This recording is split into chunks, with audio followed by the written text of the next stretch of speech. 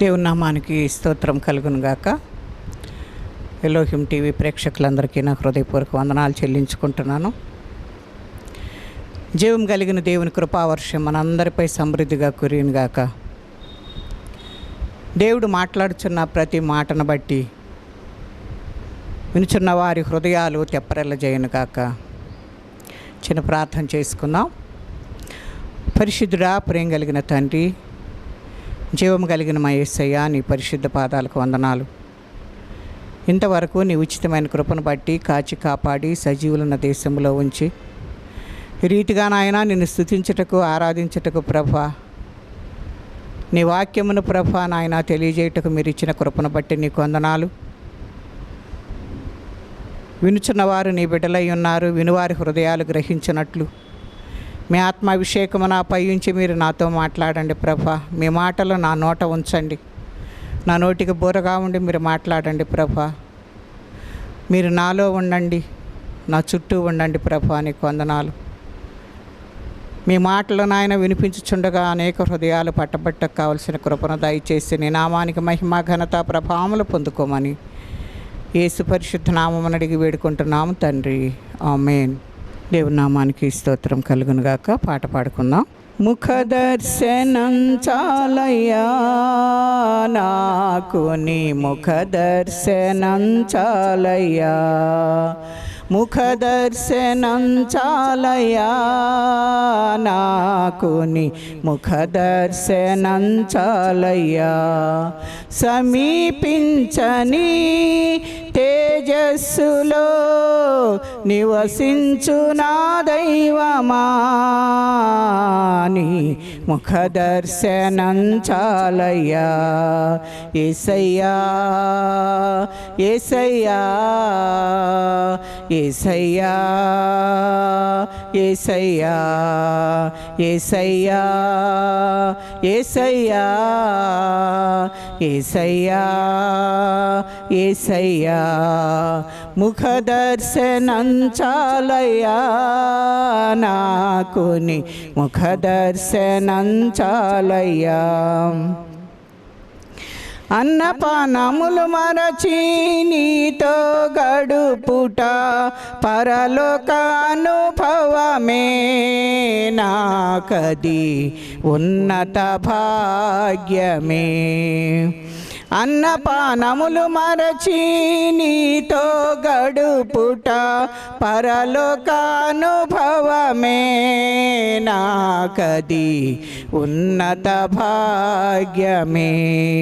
యేసయ్యా యేసయ్యా యేసయ్యా యేసయ్యా, ముఖదర్శనం చాలయ్యా నాకు, నీ ముఖదర్శనం చాలయ్యా.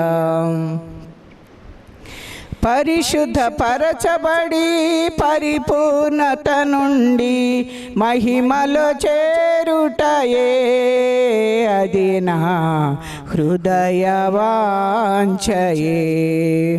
పరిశుద్ధ పరచబడి పరిపూర్ణత నుండి మహిమలో చేరుటయే అది నా హృదయ వాంఛయే. యేసయ్యా యేసయ్యా యేసయ్యా యేసయ్యా యేసయ్యా యేసయ్యా యేసయ్యా యేసయ్యా, ముఖదర్శనం చాలయ్యా నాకు, నీ ముఖదర్శనం చాలయ్యా. కోట్ల కొలది దేవదూతల సమూహముతో కూడి గానము చేసేదను ప్రభువా, నిత్యము స్తుతింతును. కోట్ల కొలది దేవదూతల సమూహముతో కూడి గానము చేసేదను ప్రభువా, నిత్యము స్తుతింతును. యేసయ్యా యేసయ్యా యేసయ్యా యేసయ్యా యేసయ్యా యేసయ్యా యేసయ్యా యేసయ్యా ముఖ దర్శనం చాలయ్యా నాకుని ముఖ దర్శనం చాలయ్యా సమీపించని తేజస్సులో నివసించు నా దైవమా నీ ముఖ దర్శనం చాలయ్యా యేసయ్యా యేసయ్యా యేసయ్యా యేసయ్యా ముఖ దర్శనం చాలయ్యా నాకుని ముఖ దర్శనం చాలయ్యా ముఖ దర్శనం చాలయ్యా నాకుని ముఖ దర్శనం చాలయ్యా. హల్లెలూయా. దేవుని నామానికి స్తోత్రం కలుగును గాక. యేసు పునరుత్థాన ప్రత్యక్షతలను గురించి మనం జ్ఞాపకం చేసుకుంటూ ఉన్నాం. ఆదివారం సాయంకాలమున ఎమ్మాయి గ్రామంలో క్లైపా మరి యొక్క శిష్యునకు కనపడినది. ఆ ప్రత్యక్షతను గురించి చూద్దాం. లూకాసు సువార్త 24వ అధ్యాయము 13వ వచనం నుండి చూద్దాం. ఇదిగో ఆ దినమందే వారిలో ఇద్దరు యెరూషలేమునకు ఆమడ దూరమునున్న ఎమ్మాయి అను గ్రామమునకు వెళ్ళుచు జరిగిన సంగతులన్నిటినీ గూర్చి ఒకరితోనొకరు సంభాషించుచుండ్రి. వారు సంభాషించు ఆలోచించుకొనుచుండగా యేసు తానే దగ్గరకు వచ్చి వారితో కూడా నడిచెను. అయితే వారు ఆయనను గుర్తుపట్టలేకుండా వారి కన్నులు మూయబడెను. ఆయన మీరు నడుచుచు ఒకరితో ఒకరు చెప్పుకొనుచున్న ఈ మాటలేమని అడుగగా వారు దుఃఖముఖులై నిలిచిరి. వారిలో క్లెయోపా అనువాడు యెరూషలేములో బస చేయుచుండి ఈ దినములో అక్కడ జరిగిన సంగతును నీవు ఒక్కడవే ఎరుగువా అని ఆయనను అడిగెను. ఆయన అవి ఏవని వారిని అడిగినప్పుడు వారు నజరేయుడైన యేసును గూర్చిన సంగతులే. ఆయన దేవుని ఎదుటను ప్రజలందరి ఎదుటను క్రియలోనూ వాక్యంలోనూ శక్తిగల ప్రవక్తయే ఉండెను. మన ప్రధాన యాజకులను అధికారులను ఆయన ఎలాగున మరణశిక్షకు అప్పగించి సిలువ వేయించిరో నీకు తెలియదా అని మరి అక్కడ వారు మాట్లాడుతున్నట్లుగా చూస్తూ ఉన్నాం. ఎమ్మాయి గ్రామంలో వారిద్దరూ కూడాను నడుస్తూ వెళుతూ ఉన్నప్పుడు జరిగిన సంగతులన్నిటిని గురించి ఆయన సిలువ వేయబడినప్పుడు ఆయన గొల్గొతాకు ఆ సిలువ మోసుకుంటూ వెళుతున్నప్పుడు అక్కడ శాస్త్రులు పరిసయ్యులు అందరూ కలిసి యాజకులు కూడా కలిసి ఆయనను సిలువకు అప్పగించటం, ఆయనకు తీర్పు తీర్చి సిలువ వేయటం, ఇవన్నీ కూడా జరిగినవన్నిటినీ వారు జ్ఞాపకం చేసుకుంటూ వారిద్దరూ కూడాను ఒకరితో ఒకరు మాట్లాడుకుంటూ వెళుచూ ఉన్నప్పుడు వారు సంభాషించుచు ఆలోచించుకొనుచుండగా యేసు తానే వారి దగ్గరకు వచ్చినట్లుగా మనం చూస్తున్నాం. యేసయ్యను గురించి నువ్వు ఆలోచన చేసినట్లయితే ఖచ్చితంగా ఆయన నీ దగ్గరకు రావడానికి ఇష్టపడుతున్నాడు. ఆయనే వచ్చి అక్కడ వారి దగ్గరకు వచ్చినట్లుగా చూస్తూ ఉన్నాం. అయితే వారు ఆయనను గుర్తుపట్టలేనట్లుగా మనం చూస్తున్నాం. ఎందుకు గుర్తుపట్టలేదనేది మనం జ్ఞాపకం చేసుకుంటే వారి కన్నులు మూయబడినట్లుగా మనం ఇక్కడ వాక్య భాగంలో మనం చూస్తూ ఉన్నాం. మీరు ఒకరితో ఒకరు చెప్పుకొనుచున్న ఈ మాటలు ఏంటి అని వారిని మరలా అడుగుతూ ఉన్నప్పుడు నువ్వు అక్కడికేనా, నీకు ఈ సంగతి తెలీదు, అక్కడ జరిగిన సంగతులన్నీ నువ్వు ఎరగకుండా ఉన్నావా, నువ్వు ఇక్కడ మనిషివి కాదా అని చెప్పేసి యేసయ్యను మరి ప్రశ్నిస్తున్నట్లుగా మనము చూస్తూ ఉన్నాం.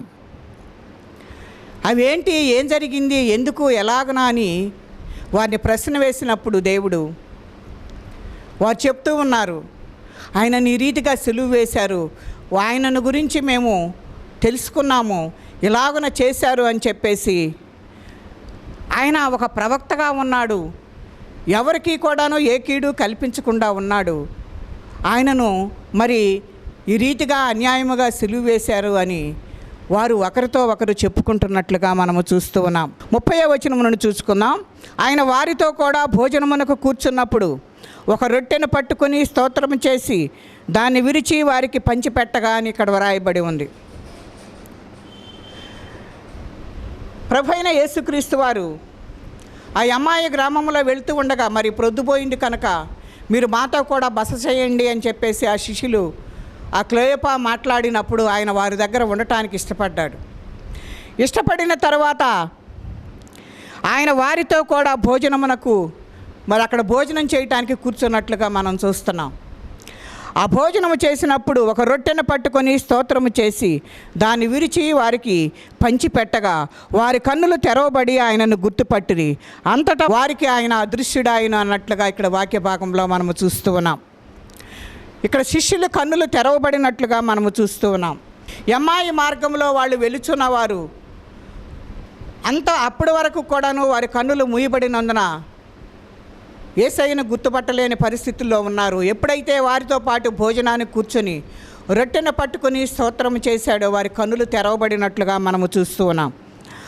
ఎప్పుడైతే వారి కన్నులు తెరవబడి ఆయనను గుర్తుపట్టారో వెంటనే ఆయన అదృశ్యుడైనట్లుగా మనం ఇక్కడ వాక్య భాగంలో చూస్తూ ఉన్నాం. అప్పుడు వారు ఆయన త్రోవలో మనతో మాట్లాడుచు లేఖనములను మనకు బోధపరుచుచు చున్నప్పుడు మన హృదయముల మనలో మండుచుండలేదా అని ఒకరితో ఒకడు చెప్పుకొనిరి.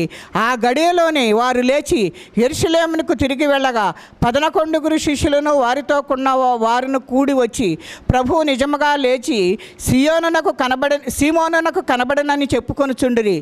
వారది విని త్రోవలో జరిగిన సంగతులను ఆయన రొట్టె విరుచుట వలన తమకెలాగూ తెలియబడినో అదియు తెలియజేసినట్లుగా మనం అక్కడ చూస్తూ ఉన్నాం.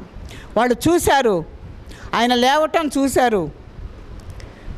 ఆ ప్రధానులు శాస్త్రులు ఏం చేశారంటే ఆయన లేవకుండా ఉండాలనే పెద్ద రాతి బండను అడ్డు పెట్టారు.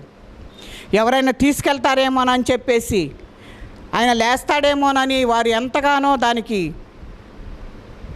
పెద్ద రాతి బండను ఆ సమాధికి అడ్డుగా పెట్టారు. కానీ సీమోనుకు కనబడ్డారని వీరు వెళ్ళిన తర్వాత యెరూషలేముకు వెళ్ళినప్పుడు ఆ విషయాలన్నీ కూడా మాట్లాడుకుంటున్నప్పుడు ఆయన మనతో మాట్లాడుచూ ఉన్నప్పుడు మనతో పాటు నడిచాడు కదా, ఆయనే ఈయనని వారు రొట్టె విరిచినప్పుడు జ్ఞాపకం చేసుకుని ఆయన మనతో మాట్లాడుచున్నప్పుడు మన హృదయాలు మండలేదా అని చెప్పేసి వారు అనుకొని వెంటనే యెరూషలేమునకు వెళ్ళాలి అని చెప్పేసి వారు వెళ్ళినప్పుడు అక్కడ సీమోనుకు కనబడనని అక్కడ వారు కూడా చెప్పుకొంచున్నట్లుగా చూస్తున్నాం. ఆయన రొట్టె విరిచినప్పుడు ఆయన ఎవరో మేము తెలుసుకున్నాము, సీమోనుకు కనపడ్డాడు కదా, మాకు కూడా ఇలాగున కనిపించాడు అని చెప్పేసి ఆయనను గురించి సాక్ష్యం ఇస్తున్నట్లుగా మనము చూస్తూ ఉన్నాం.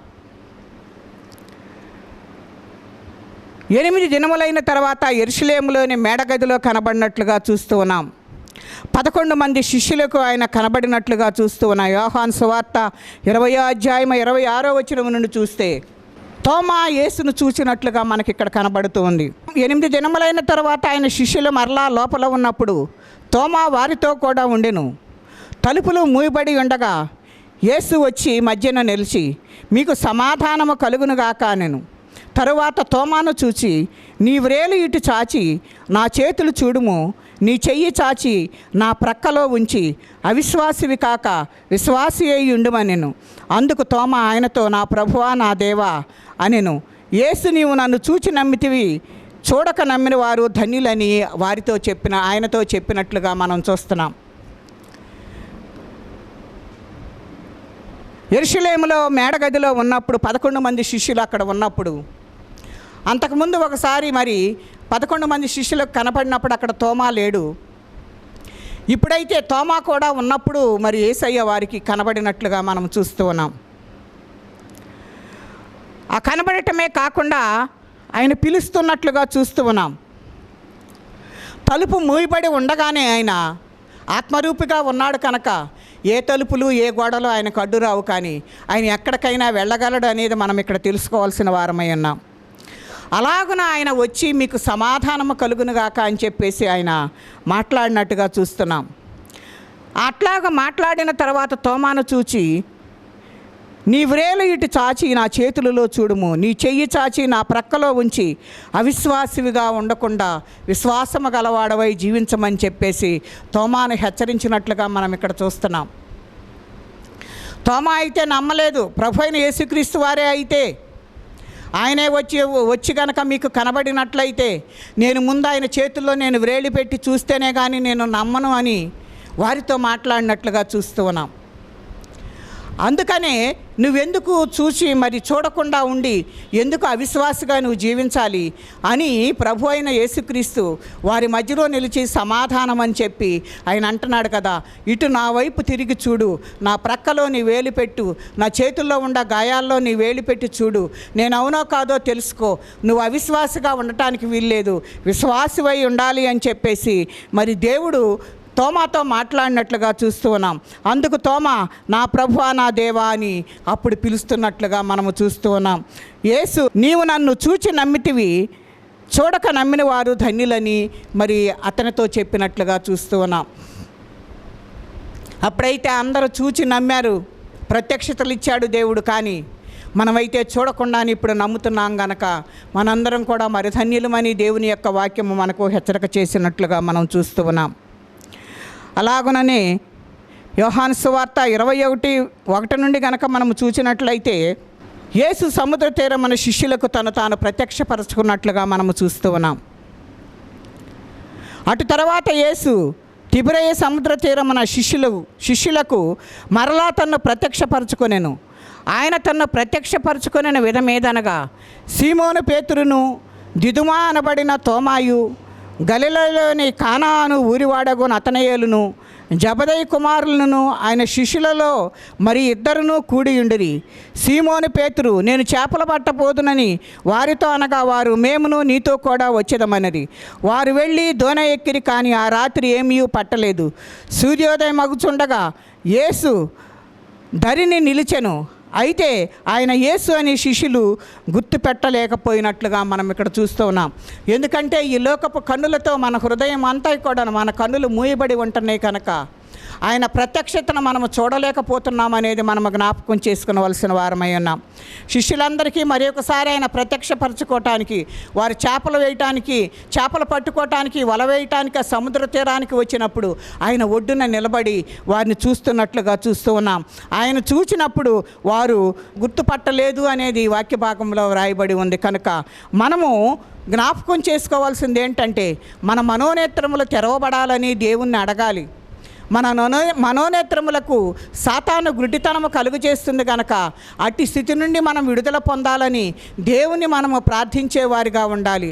ఆయనను గుర్తుపట్టినప్పుడు యేసు మరి చేపలతో నిండిన వలతో మరి బయటికి రావటానికి వారికి అవకాశాన్ని కలిగించాడు. యేసు పిల్లలారా భోజనమునకు మీ యొద్ద ఏమైనా ఉన్నదని వారిని అడుగగా లేదని వారు ఆయనతో చెప్పిరి. కనుక వారు ఏమంటున్నారంటే దోణికి కుడి ప్రక్కన మీరు వల వేయండి, అప్పుడు చేపలు పడతాయంటే వాళ్ళందరూ ఏమనుకుంటారంటే ఇప్పటి వరకు రాత్రి నుంచి మరి తెల్లారే వరకు కూడా ఎంతో ప్రయాసపడ్డాం, ఎంతసేపు వల వేసినా కూడా ఒక్క చేప కూడా పడలేదు, మీరు మరి కుడి ప్రక్కన వల వేయమని చెప్తున్నారు అని చెప్పినప్పుడు వారు ఆ మాటను అంగీకరించి దేవుని యొక్క మాటకు లోబడినప్పుడు మరి పట్టజాలనంత విస్తారముగా వల పిగిలిపోయేటట్టుగా మరి చేపలు పడినట్లుగా చూస్తూ ఉన్నాం. అప్పుడు దేవుని యొక్క ప్రత్యక్షతను మరి అక్కడ ఆ దరి నుండి చూచినట్లుగా మనము చూస్తూ ఉన్నాం. కనుక మనము జ్ఞాపకం చేసుకోవాల్సింది ఏంటి అనేది మనం చూస్తే 21:23 కూడా మనకు ఒక మాట కనబడుతూ ఉంది. కాబట్టి ఆ శిష్యుడు చావడన్న మాట సహోదరులో ప్రచురమాయను, అయితే చావడని యేసు అతనితో చెప్పలేదు. కానీ నేను వచ్చే వరకు అతడుండుట నాకు ఇష్టమైతే అది నీకేమని చెప్పాను. మరి ఇక్కడ మాట్లాడుతూ ఉన్నాడు. కొంతమంది ఏమంటున్నారు అని అంటే నన్ను వెంబడించండి అని పిలుస్తూ ఉన్నాడు. ఆ పిలిచిన పిలుపుకు మరి అందరూ కూడా అంగీకరించినట్లుగా మనకు కనబడట్లేదు. కాబట్టి శిష్యుడు చావడను మాట సహోదరులో ప్రచారం అయినట్టుగా మనకి ఇక్కడ వాక్య భాగం కనబడుతూ ఉంది. కనుక దేవుడు అందరినీ బ్రతికించే దేవుడుగా మనకు కనబడుతూ ఉన్నాడు. కనుక మనందరము కూడా జ్ఞాపకం చేసుకోవాల్సిన విషయం ఏంటి అనేది మనం చూస్తే దేవుని వైపు మనం చూచేవారుగా ఉండాలి. మన హృదయం తెరవబడే రీతిలో ఉండాలి. ఆయన ముఖదర్శనం మనం చేసుకోవాలి. వాక్య ప్రత్యక్షత మనకు కావాలి. ఆయనను ప్రత్యక్షంగా చూచే మరి కన్నులు మనకు కావాలి. కనుక ఆయన కన్నులు తెరిచే రీతిలో మనము దేవుని సన్నిధిలో అడగాలని దేవుని యొక్క వాక్యము మనకు హెచ్చరిక చేస్తున్నట్లుగా మనము చూస్తూ ఉన్నాం. మరి యోహాను సువార్తలోనే 20వ అధ్యాయంలో మనము చూస్తే ఖాళీ సమాధి మనకు కనబడుతున్నట్లుగా మనము చూస్తూ ఉన్నాం. 6వ వచనం నుండి మనము చూస్తే అంతటా సీమోను పేతురు అతని వెంబడి వచ్చి సమాధిలో ప్రవేశించి నారబట్టలు పడి ఉండుటయు ఆయన తల రుమాలు నారబట్టల యొద్ద ఉండక వేరుగా ఒక చోట చుట్టిపెట్టి ఉండుటయు చూచెను. అప్పుడు మొదట సమాధి యొద్దకు వచ్చిన ఆ శిష్యుడు లోపలికి పోయి చూచి నమ్మినట్లుగా ఇక్కడ కనబడుతున్నట్లుగా చూస్తూ ఉన్నాం. దేవుని నామానికి స్తోత్రం కలుగునుగాక. ఇక్కడ అంతకుముందు ఖాళీ సమాధి చూశారు కానీ లోపలికి ఎవరు వెళ్ళలేదు. ఇంకా మరి అది ఏం జరిగిందోనే అనుమానంలోనే వాళ్ళు ఉన్నారు. కానీ మరి సీమోను పేతురంట అతని వెంబడి వచ్చి సమాధిలో ప్రవేశించినట్లుగా చూస్తూ ఉన్నాం. బయట ఉండి చూడటం కాదు కానీ మనము లోపలికి ప్రవేశించేవారిగా ఉండాలి అని దేవుడు మనతోటి మాట్లాడుతూ ఉన్నాడు. నారబట్టలు పడియుండుటయు ఆయన తల రుమాలు నారబట్టల యొద్ద ఉండక వేరుగా ఒక చోట చుట్టిపెట్టినట్లుగా చూస్తూ ఉన్నాం.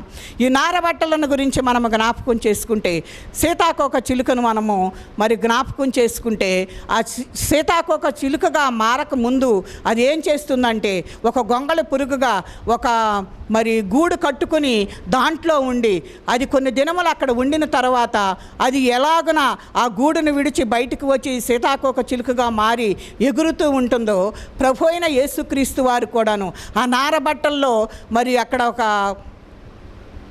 దాన్ని ఏర్పాటు చేసుకుని ఆ గొంగళి పురుగు ఏ రీతిగా మరి గూడు కట్టుకున్నట్లుగా ఉందో మరి ఆ వస్త్రాలు ఆయనకు చుట్టిన వస్త్రాలు అలాగున మరి ఉండనట్లుగా మనము చూస్తూ ఉన్నాం. దానిలో నుంచి ప్రభు అయిన యేసుక్రీస్తు వారు ఆ గొంగళి పురుగు కట్టుకున్న మరి ఆ గూడులో నుంచి సీతాకోక చిలుక ఎలాగన వచ్చిందో ప్రభు అయిన యేసుక్రీస్తు వారు కూడా ఆ నారబట్టలు చుట్టిన మరి ఆ గొంగళి పురుగులాగా మరి ఏర్పాటు చేసుకున్న మరి ఆ గూడులో నుంచి వచ్చినట్లుగా ప్రభు అయిన యేసుక్రీస్తు వారు ఆ నారబట్టల్లో నుంచి బయటకు వచ్చినట్లుగా చూస్తూ ఉన్నాం. తల రుమాలు కూడా మనము చూసినట్లయితే మరి బట్టల యొద్ద ఉండక వేరు ఒక చోట చుట్టిపెట్టి ఉండుట మనము జ్ఞాపకం చేసుకోవాలి. ఎందుకు అలాగన చుట్టు పెట్టబడి ఉంది అనేది మనం ఒకసారి జ్ఞాపకం చేసుకుంటే అక్కడ చుట్టు పెట్టబడి ఉన్నది అని మరి యూదుల ఆచార ప్రకారం నేను మరలా తిరిగి వస్తాను అనేది మనకు అక్కడ కనబడుతుంది. అది ఒక ప్రక్కకు పెట్టి మడత పెట్టి ఉండటం యూదుల ఆచార ప్రకారంగా నేను మరలా తిరిగి వస్తాను అనేది దేవుడు హెచ్చరిక చేస్తున్నట్లుగా ఉన్నాం. ప్రభు అయిన యేసుక్రీస్తు వారు మనందరికీ కూడా ప్రత్యక్షపరుచుకున్నాడు తను తాను.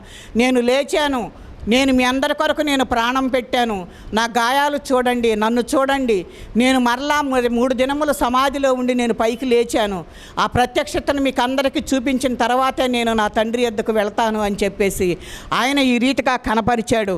ఆ మడత పెట్టిన రుమాలను మనం జ్ఞాపకం చేసుకుంటే ఆయన మరలా తిరిగి రాబోతూ ఉన్నాడు. ఇది ఎప్పుడో 2025 సంవత్సరాల క్రితమే ఈ ప్రత్యక్షతలన్నీ జరిగినాయి. కానీ ఆయన మరలా రాబోతూ ఉన్నాడు. ఎలా రాబోతున్నాడు అంటే మనందరినీ కూడాను మరి ఆయన దగ్గరకు తీసుకుని వెళ్ళటానికి మధ్యాకాశంలోనికి ఆయన రావటానికి ఇష్టపడుతున్నాడు. ఈసారి వచ్చేటప్పుడు ఇంత సౌమ్యంగా ఆయన రాడు, కానీ ఆయన యూదా గోత్రపు సింహంగా ఆయన పేరు ఉంది కనుక అలాగన వచ్చి ఎవరైతే ఆయన విశ్వాసం ఉంచుతారో వారందరినీ కూడా ఆయనతో పాటు కొనిపోవటానికి రాబోతున్నాడు. అందుకే నేను మరలా రాబోతున్నాను అనే దానికి గుర్తుగానే తన తల రుమాలను తీసి ప్రక్కన మడత పెట్టి ఒక ప్రక్కన ఉంచారు. అది యూదుల ఆచారంలో అది జరుగుతూ ఉంది కనుక అలాగున పెట్టారు అని అంటే మరలా నేను వస్తాను అనేది జ్ఞాపకం చేసుకోవాల్సిందిగా దేవుడు మనతోటి మాట్లాడుతున్నట్లుగా మనము చూస్తూ ఉన్నాం. అలాగుననే 1 కొరింథీయులకు రాసిన పత్రిక 15వ అధ్యాయము 3 నుండి మనము చూచినట్లయితే నాకు ఇయ్యబడిన ఉపదేశమును మొదట మీకు అప్పగించి తిని అదేమనగా లేఖనముల ప్రకారము క్రీస్తు మన పాపముల నిమిత్తము మృతి పొందెను, సమాధి చేయబడెను, లేఖనముల ప్రకారము 3వ దినముల లేపబడెను, ఆయన కేఫాకును తరువాత 12కి కనబడెను. అటు పిమ్మట 500కు ఎక్కువైన సహోదరులకు ఒక్క సమయం అందే కనబడినట్లుగా మరి ఇక్కడ వాక్య భాగం మనకు సెలవిస్తున్నట్లుగా చూస్తూ ఉన్నాం. ఈ రీతిగా మరి అనేక మందికి తను తాను ప్రత్యక్షపరుచుకున్నాడు, వారి మనోనేత్రములు తెలియజేశాడు. ఆ రీతిగా చేసిన తరువాత ప్రభువారు ఆ రీతిగా కనబడి అందరికీ ప్రత్యక్షపరుచుకున్నట్లుగా చూస్తూ ఉన్నాం. అందుకే యేసు యొక్క పునరుద్ధానంలో ఉన్న ప్రత్యక్షతలను గురించి మనం జ్ఞాపకం చేసుకున్న బద్దులమై ఉన్నాం. ఆయన మరలా తిరిగి రాబోతున్నాడనేది సంకేతముగా ఉంది కనుక మనందరము కూడాను ఆయన రాకడలో సిద్ధపడేవారిగా ఉండాలి అని దేవుడు మనకు హెచ్చరిక చేస్తూ ఉన్నాడు. మనందరము కూడా ఆయన రాకడ కొరకు సిద్ధపడాలని అప్పటి నుండి ఇప్పటి వరకు కూడాను మనం ఏ స్థితిలో ఉన్నామో మనల్ని మనం గమనించుకొని దేవుని రాకడ కొరకు మనం సిద్ధపడాలని ఆయన హెచ్చరిక చేస్తూ ఉన్నాడు. ఆయన ప్రత్యక్షతలను ఇచ్చి నేను మరలా మిమ్మల్ని కొనిపోవటానికి వస్తున్నాను, మీ కొరకు స్థలము సిద్ధపరచ వెళుచున్నానని యోహాను సువార్త 14లో వ్రాయబడిన రీతిగా మనకు అనేక నివాసములు కావాలి కనుక తండ్రి యొద్ద మీకు స్థలము సిద్ధపరిచి అక్కడ మీకు ఇండ్లు కట్టి మిమ్మల్ని అక్కడికి తీసుకుని వెళ్ళటానికి నేను మరలా రాబోతున్నానని దేవుడు ఈ ప్రత్యక్షతల ద్వారా తెలియచేస్తూ ఉన్నాడు కనుక మనందరం కూడా సిద్ధపడి ఆయన సిద్ధపరిచిన గృహంలోనికి మనందరం వెళ్ళటానికి సిద్ధపడదాం. అట్టి కృపా పరిశుద్ధాత్మ దేవుడు మనకు తోడయ్యండి నడిపించునుగాక. దేవుడి కొద్ది మాటలు మన వినికిడిలో దీవించి ఆశీర్వదించునుగాక. ప్రార్థన చేసుకుందాం.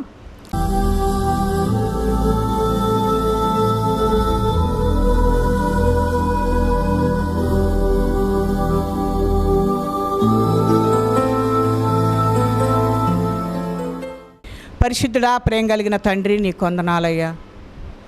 ఇటు మాటల ద్వారా మీరు మాతో మాట్లాడారు. మీ ప్రత్యక్షతలో ఆయన మా కొరకు మీరు మరలా రాబోతున్నారని తెలియజేశారు నాయన. ఆ రాకడలో మేమందరము సిద్ధపట్టకు, మా కుటుంబాలు, మా సంఘాలు అనేకులు నాయన నీ సన్నిధిలోనికి వచ్చి సిద్ధపట్టకు సహాయం చేయండి. నీ కృపాకార్యముల మా ఎడల జరిగించండి అయ్యా. అటు సిద్ధపాటును మేము కలిగిన ఆయన రెప్పపాటులో మీరు వచ్చినప్పుడు నాయన మేము ఎత్తబడే గుంపులో ఉండుటకు కావలసిన కృపను మీకు నాయన మాకు నాయన అందరికీ దయచేయండి ప్రభు. నీకు వందనాలు నాయన. మీరు అక్కడ కొరకు నాయన ఎలాగను సిద్ధపడాలో నాయన మాకు జ్ఞానాత్మను దయచేయండి ప్రభు. మా మనోనేత్రములు తెరవండి ప్రభు. మీరు ఎప్పుడైతే నాయన వారి మనోనేత్రములు తెరిచారో ఆ ప్రత్యక్షతలను వారు చూచారయ్యా. అట్టి ప్రత్యక్షతలను నాయన మేము కూడా చూచుటకు, నీ ముఖ దర్శనము చేసుకున్నటకు నాయన నీతో సహవాసం చేయుటకు కావలసిన కృపను మీరు దయచేసి మీ నామానికే మహిమ, ఘనత, ప్రభావములు పొందుకోమని యేసు పరిశుద్ధ నామమున అడిగి వేడుకుంటున్నాం తండ్రి. ఆమేన్.